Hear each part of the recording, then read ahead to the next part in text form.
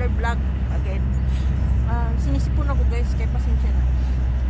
Pupunta kami ngayon guys sa kabila, sa Turkey side. Dahil magpapagupit yung asawa ko. Yan, kasi medyo mahaba na yung buhok niya. At saka yung pag nasa likod siya guys, nagpa-fly away.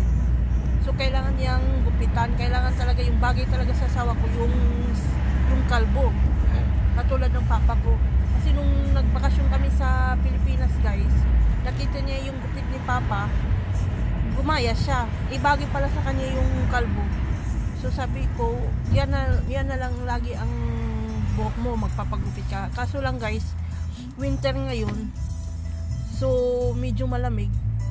Pinapahaba niya yung buhok niya, pero hindi talaga bagay sa kanya kasi nagpa-fly away yung likod niya guys. So ngayon, nag-decide siya na gupitan kasi sabi ko, para kang matanda niyan yung buhok mo. So kailangan mo talagang gupitan, no choice, kahit malamig, mag-sombrero ka na lang. So yun, nakapag-decide siya. So tara guys, samahan nyo kami guys ngayon, doon magpagupit sa kabila kasi mura lang doon guys. Abangan nyo kami guys.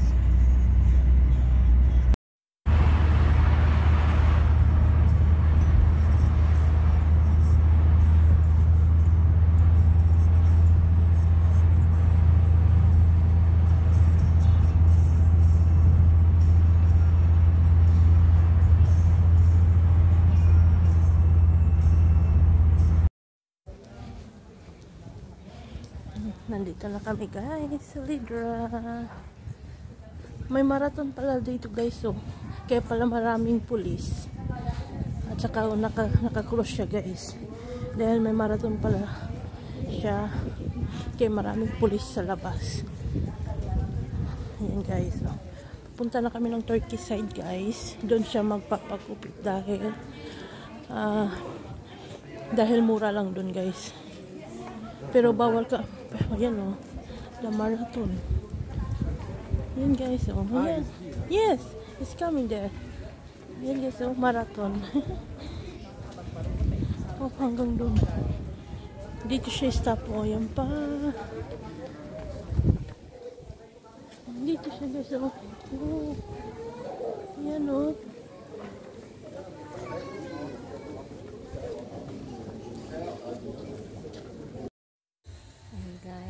Ayan guys, so ginapitan na si Libby.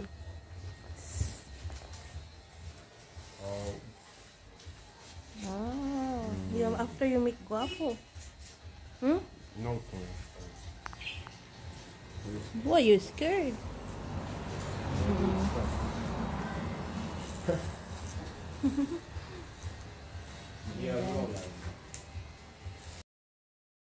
Guys, guapo na oh.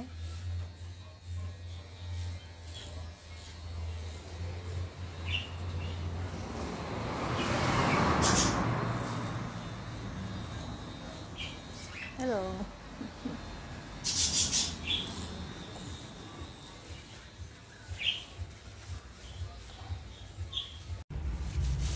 Yan guys, so si kalbo, walang buhok.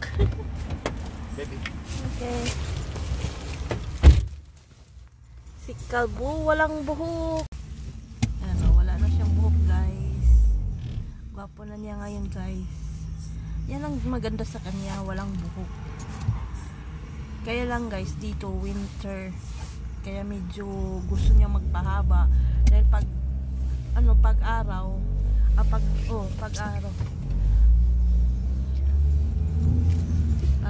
siya guys. Pag umaga, malamig sa ulo. Ayan guys, so ang gwapo na niya, diba? Pauwi na kami guys. Galing ako ng trabaho, sinundo niya ako guys. So malapit na kami sa bahay. Bumili lang kami ng tinapay. Tinapay is life para sa asawa ko. Ako naman, rice is life. Diba guys? Thank you guys for watching. Ayan, madilim siya guys. Ayan. Nandito na kami sa parking guys.